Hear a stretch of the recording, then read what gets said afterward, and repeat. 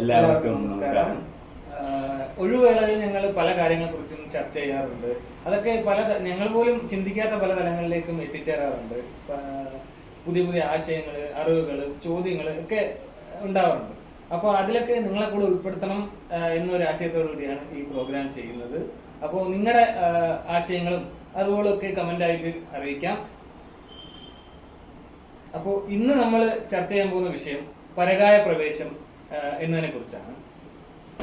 പരകായ പ്രവേശത്തിൽ അങ്ങനെ ഒരു കാര്യം ഉണ്ടെന്ന് താങ്കൾ വിശ്വസിക്കുന്നുണ്ടോ? വിശ്വസിക്കുന്നുണ്ടോ എന്ന് ചോദിച്ചാൽ എല്ലാം ഉണ്ടാവും. അത്രയ്ക്ക് യോഗയുടെ ഒരു തലം, അത്രയ്ക്ക് ഇതായിട്ടുള്ള ഒരു തലത്തിൽ നിൽക്കുന്ന ആൾക്ക് ഒരു യോഗാചാര്യ വരെയും ചിലപ്പോൾ സാധിച്ചേക്കും എന്നാണ് എൻ്റെ ഒരു പറയുള്ളൂ.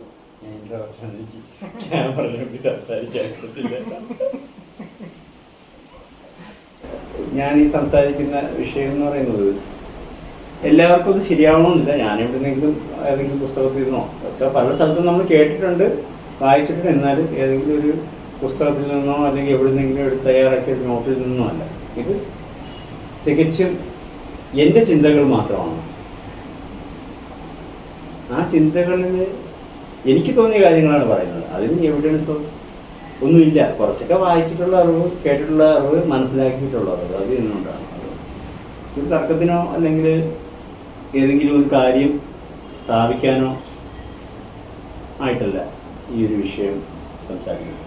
അല്ല, ഏതൊരു വിഷയവും സംസാരിക്കുന്നത് നമ്മൾ ശരിയെന്ന് ചിലർക്ക് ഞാൻ പറയുന്ന കുറച്ച് കാര്യങ്ങൾ ശരിയാണെന്ന് തോന്നാം, ചിലപ്പോൾ കുറച്ച് കാര്യങ്ങൾ അതങ്ങനെ അല്ല എന്നും തോന്നാം. സ്വാഭാവികമാണ്. അതിൽ എതിർപ്പോ തർക്കമോ ഇല്ല. ഇതൊരു എൻ്റർടൈൻമെൻറ്റിന് വേണ്ടി മാത്രമാണ് ഞാൻ ഇപ്പോൾ ഈ അങ്ങ് ചോദിച്ചത് കൊണ്ട് ഈ പരകായ പ്രവേശനത്തെ പറ്റി ഞാൻ സംസാരിക്കുന്നത്. ഇത് തികച്ചും എൻ്റെ മാത്രം കാഴ്ചപ്പാടാണ് ഞാൻ പറയുന്നത്. ഇനി വ്യത്യസ്തമായ എന്തെങ്കിലും അനുഭവങ്ങൾ ഉള്ളവർക്ക് നമ്മളോടത് തീർച്ചയായിട്ടും പങ്കുവയ്ക്കാം.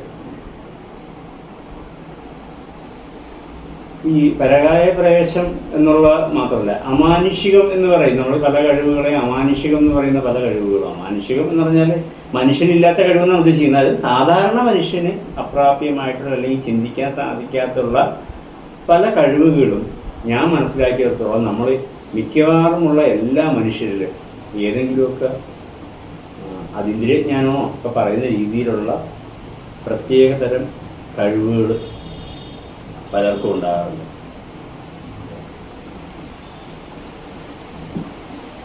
അതിൽ ഏറ്റവും വലിയ ഒരു നമ്മൾ എൻ്റെ ജീവിതത്തിൽ കണ്ടുള്ള ഏറ്റവും വലിയൊരു ഉദാഹരണമാണ് അന്ധനായിട്ടുള്ള ഒരാൾ അയാളുടെ ചെവിയെ അയാൾ കണ്ണുകളാക്കി മാറ്റാറുണ്ട്. അല്ലെങ്കിൽ ചെവിക്കും പഞ്ചേന്ദ്രിയങ്ങൾക്കും അപ്പുറത്ത് ഏതോ ഒന്ന് അവരെ നടത്തുന്നുണ്ട്. അവർ പലതും മനസ്സിലാക്കുന്നുണ്ട്. ഒരാളുടെ സാന്നിധ്യം മനസ്സിലാക്കുന്നുണ്ട്. ഒരാൾ എത്ര ശബ്ദമാണ് ഒച്ചപ്പാടുണ്ടാക്കാതെ വരും അവരടുത്ത് ചെന്ന് കഴിഞ്ഞാൽ അവരാ സൂക്ഷ്മമായ സ്പന്ദനങ്ങളിലൂടെ ഒരു വ്യക്തിയുടെ സാന്നിധ്യം അവർ മനസ്സിലാക്കാറുണ്ട്, പലപ്പോഴും കാണാറുണ്ട്. അതുപോലെ വളരെ അത്ഭുതകരമായിട്ട് ചില അന്ധന്മാരെ കണ്ട അവർക്ക് കാഴ്ചയില്ല എന്ന് നമുക്ക് മനസ്സിലാകത്തില്ല. ആ രീതിയിൽ അവർ പെരുമാറും. അപ്പം അവരുടെ ഉള്ളിൽ ഇരിക്കുന്ന ജ്ഞാനേന്ദ്രിയത്തിൽ നിന്ന് എന്തോ, അല്ലെ അവരുടെ ജ്ഞാനത്തിൽ നിന്ന് അവരുടെ അറിവിൽ നിന്ന് എന്നുള്ള അർത്ഥമേ ഉള്ളൂ കേട്ടോ. ജ്ഞാനേന്ദ്രിയം മനസ്സിലാക്കുന്ന ഒരു തലച്ചോറിൻ്റെ അല്ലെങ്കിൽ ബ്രെയിനിൻ്റെ ഒക്കെ ഒരു ഭാഗമായിട്ടിരിക്കുന്ന അവർ ഏതൊക്കെയോ സംവേദനങ്ങൾ വഴി, കണ്ണും ചെവിയും അല്ലാത്ത സംവേദനങ്ങൾ വഴി പലതും ഗ്രഹിക്കുന്നുണ്ട് എന്നുള്ളതാണ്. അപ്പം നമുക്ക് ഈ കാണുന്ന പഞ്ചേന്ദ്രിയങ്ങൾക്കും അതുകൊണ്ടാണ് ഇന്ദ്രിയത്തിനും അപ്പുറത്തുള്ള അപ്പം മനസ്സിലാക്കാനുള്ള കഴിവ് എല്ലാവരിലും അടങ്ങിയിരിക്കുന്നു എന്നുള്ളതാണ്. അത് പ്രയോഗിക്കാനുള്ള ഒരു സാഹചര്യം വരുന്ന സമയത്ത് അത് പുറത്തേക്ക് വരും. അപ്പം ആ കൂട്ടത്തിൽ നമുക്ക് പരകായ പ്രവേശമൊക്കെ പറയാം. ഇപ്പം കാമശാസ്ത്രപതി വാത്സ്യായനൻ എന്ന് പറയുന്ന ആൾ വിവാഹം കഴിച്ചിട്ടില്ലെന്നാണ് ഞാൻ കേട്ടിട്ടുള്ളത്. എനിക്ക് അധികാരമായിട്ട് അതിനെ പറ്റിയുള്ള കൂടുതൽ അറിവൊന്നും എന്നാലും അതിനെപ്പറ്റി അല്ല, അദ്ദേഹം വിവാഹം പോലും കഴിച്ചിട്ടില്ലാത്ത ഒരാളാണെന്നാണ്. പക്ഷെ അദ്ദേഹമാണ് ഈ വലിയൊരു ഗ്രന്ഥം എഴുതിയേക്കുന്നത്. അപ്പം അദ്ദേഹം വേറെ മറ്റുള്ളവരിലൂടെ അദ്ദേഹം അത് മനസ്സിലാക്കി എന്നുള്ളതാണ്. അതുപോലെ നമ്മുടെ സമൂഹത്തിൽ ജീവിക്കുമ്പോൾ വ്യക്തിത്വ വികാസം എന്നൊക്കെ പറയുന്നതാണ്. നമുക്ക് ആ ഒരു വികാസം സംഭവിക്കുമ്പോൾ തന്നെ ഒരു പേഴ്സണാലിറ്റി ഡെവലപ്മെൻറ്റിൻ്റെ ഭാഗമായിട്ട് തന്നെ ചിന്തിച്ചു കഴിഞ്ഞാൽ പല സ്റ്റേജിലുള്ള ആൾക്കാർ നമ്മളെ ചുറ്റും ജീവിക്കുന്നുണ്ട്, അല്ലേ? ഇപ്പം കുറച്ച് കാലം മുമ്പ് കുറച്ച് കുട്ടികൾ ചേർന്നിട്ട് ഒരു കുട്ടിയെ തല്ലിക്കൊന്നു. സ്കൂളിൽ പഠിക്കുന്ന കുട്ടികളാണ്. എന്തോ ചെറിയ വൈരാഗ്യത്തിൻ്റെയും ദേഷ്യത്തിൻ്റെയും പേരിലൊക്കെ തല്ലിക്കൊന്നു. ആ തല്ലിക്കൊന്ന സമയത്ത് അവന് ആ ഇരയാക്കപ്പെട്ട കുട്ടികളിലൂടെ ചിന്തിക്കാൻ സാധിച്ചിരുന്നെങ്കിൽ അവൻ ആക്രമണം ചെയ്യില്ലായിരുന്നു അല്ലേ? അപ്പം നമ്മളെ ഓപ്പോസിറ്റ് നിൽക്കുന്ന ആളിൻ്റെ ഹൃദയത്തിലൂടെ, മനസ്സിലൂടെ, കണ്ണിലൂടെ, ചെവിയിലൂടെ എനിക്ക് ചിന്തിക്കാൻ അല്ലെങ്കിൽ എനിക്ക് നോക്കിക്കാണാൻ കഴിഞ്ഞിരുന്നെങ്കിൽ അവിടെ എന്തുണ്ടാവില്ലായിരുന്നു? അവിടെ ഒരു അക്രമം ഉണ്ടാവില്ലായിരുന്നു. അപ്പം നമ്മൾ സഹജീവികളുടെ കണ്ണിലൂടെ, ചെവിയിലൂടെ, മനസ്സിലൂടെ, ഹൃദയത്തിലൂടെ ചിന്തിക്കാൻ നമുക്ക് സാധിക്കാതെ പോണത് കൊണ്ടാണ് പല ദ്രോഹപ്രവൃത്തികളും ഉണ്ടായിരുന്നത്. ഈശ്വര ഉണ്ടോ ഇല്ലയോ, പക്ഷെ എന്തായാലും ഈശ്വര വിശ്വാസവും ഇതുപോലുള്ള സ്പിരിച്വലായിട്ടുള്ള പ്രാക്ടീസുകളും മനുഷ്യരെ നന്മയിലാണ് ഇതുവരെ എത്തിച്ചിട്ടുള്ളത്. ഇതിനെ മോശമായ രീതിയിൽ പ്രയോഗിച്ചിട്ടുള്ളതായിട്ടുള്ള സംഭവങ്ങളുണ്ട്. അതൊക്കെ എങ്ങനെയാണല്ലോ, ഇപ്പോൾ ഒരു ഡോക്ടർ ആണെങ്കിൽ അതിനൊരു വ്യാജ ഡോക്ടർ ഉണ്ടാവും, അല്ലെ? ഒരു സന്യാസിക്ക് ഒരു കള്ള സന്യാസി ഉണ്ടാവും. ഏത് മേഖലയ്ക്കും വ്യാജന്മാർ എല്ലാ മേഖലയിലും ഉണ്ട്, ഒരു രീതിയിൽ അല്ലെങ്കിൽ വേറെ രീതിയിൽ. എങ്കിലും ഞാൻ പറയുന്നത് ഒരു വ്യക്തിക്കെന്നല്ല, എല്ലാ വ്യക്തികളിലും ഈ ഒരു കഴിവുണ്ട്. അതിൻ്റെ ഏറ്റവും ചെറിയ തലമാണ് നമ്മൾ മറ്റുള്ളൊരാളുടെ മനസ്സിലൂടെ നോക്കിക്കാണുക. എനിക്കൊരു പോലീസുകാരനാവാൻ പറ്റില്ല, എങ്കിലിപ്പോൾ ഞാനൊരു പട്ടാളക്കാരനായിട്ട് മാറാൻ എനിക്ക് സാധിക്കത്തില്ല. പക്ഷേ ആ പട്ടാളത്തിനെ പറ്റിയും അല്ലെങ്കിൽ ആ ഒരു പോലീസുകാരൻ്റെയും അല്ലെങ്കിൽ ഒരു വിദ്യാർത്ഥിയുടെയും മനസ്സറിയാൻ എനിക്ക് ആ വിദ്യാർത്ഥിയിലൂടെ സഞ്ചരിക്കാൻ, അവരുടെ ഉള്ളിലൂടെ എനിക്ക് കാണാൻ കഴിയുമെങ്കിൽ അത് ഈ പരകായ പ്രവേശത്തിൻ്റെ ഒരു ചെറിയ അവസ്ഥ തന്നെയാണ്. എനിക്ക് മറ്റുള്ളവരുടെ കണ്ണിലൂടെ എനിക്ക് പലതും കാണാൻ സാധിക്കുന്നുണ്ടെങ്കിൽ, ഈ സമൂഹത്തിനെ എനിക്ക് മറ്റുള്ളവരുടെ കണ്ണിലൂടെ കൂടി കാണാൻ സാധിക്കുന്നുണ്ടെങ്കിൽ അത് പരകായ പ്രവേശത്തിൻ്റെ ഒരു ചെറിയ വേർഷനാണെന്ന് ഞാൻ പറയും. അപ്പം അങ്ങനെയുള്ള കാര്യങ്ങളുണ്ട് സമൂഹത്തിൽ നന്മയാണുള്ളത്. നമ്മൾ ഒരാളുമായിട്ട് എന്തെങ്കിലും പ്രശ്നം ഉണ്ടാകുമ്പോൾ, അല്ലെങ്കിൽ ഒരു തർക്കം ഉണ്ടാകുമ്പോൾ, അല്ലെങ്കിൽ അവരെ സ്നേഹിക്കുമ്പോൾ, അല്ലെങ്കിൽ അവരെ വെറുക്കുമ്പോൾ, അവരുടെ കണ്ണിലൂടെയും അല്ലെങ്കിൽ അവരുടെ ഹൃദയത്തിലൂടെ നമ്മൾ അത് വീക്ഷിക്കാൻ നമുക്ക് സാധിക്കുകയാണെങ്കിൽ, അല്ലേ, ഒരുപാട് ജീവിതത്തിൽ തന്നെ പല പ്രശ്നങ്ങളും നമുക്ക് ഒഴിഞ്ഞു പോകും, പല പ്രതിബന്ധങ്ങളെയും നേരിടാൻ പറ്റും. സമൂഹം വളരെ മനോഹരമായിട്ടുള്ള ഒരു സംഭവമായിട്ട് മാറും. പക്ഷെ നമ്മൾ സ്വാർത്ഥത, ഇതിലൊക്കെ വേണ്ടത് ഹൃദയത്തിൻ്റെ പ്യൂരിറ്റിയും കൂടെ വേണമെന്ന് പറയും. ഹൃദയം ഞാൻ ഉദ്ദേശിക്കുന്നത് നമ്മളെ മനസ്സ്, സഹൃദയം എന്നൊക്കെയാണ്. നമ്മൾ ഹൃദയം കൊണ്ട് മനസ്സിനെയാണല്ലോ. ബുദ്ധി ഒരുപാടായാലും പ്രശ്നമാണ്. ബുദ്ധി ആവശ്യത്തിന് വേണമെങ്കിലും അല്ലെ, അതിബുദ്ധി ആവത്ത് എന്നൊക്കെ പറയും നമ്മൾ, അതിബുദ്ധിയായിട്ടുള്ള കാര്യങ്ങൾ. അപ്പോൾ ഞാൻ പറയുന്നത് പരകായ പ്രവേശം എന്ന് പറയുന്നത് എല്ലാവരിലും ഉണ്ട്. ഈ പറയുന്ന പല അമാനുഷികമായും അല്ലെങ്കിൽ അതീന്ദ്രിയമായിട്ടിരിക്കുന്ന പല കഴിവുകളും എല്ലാ മനുഷ്യരിലും, എല്ലാ ജീവജാലങ്ങളിലും എന്ന് വേണമെങ്കിലും പറയാം, എല്ലാ ജീവജാലങ്ങളിലും അത് ഒളിഞ്ഞിരിപ്പുണ്ട്. പക്ഷെ അത് മനുഷ്യ സമൂഹത്തിന് ഉപകാരമാകുന്ന വിധത്തിൽ വേണം അതിനെ നമ്മൾ നോക്കിക്കാണാനായിട്ട് അല്ലെങ്കിൽ പ്രചരിപ്പിക്കാനായിട്ട്.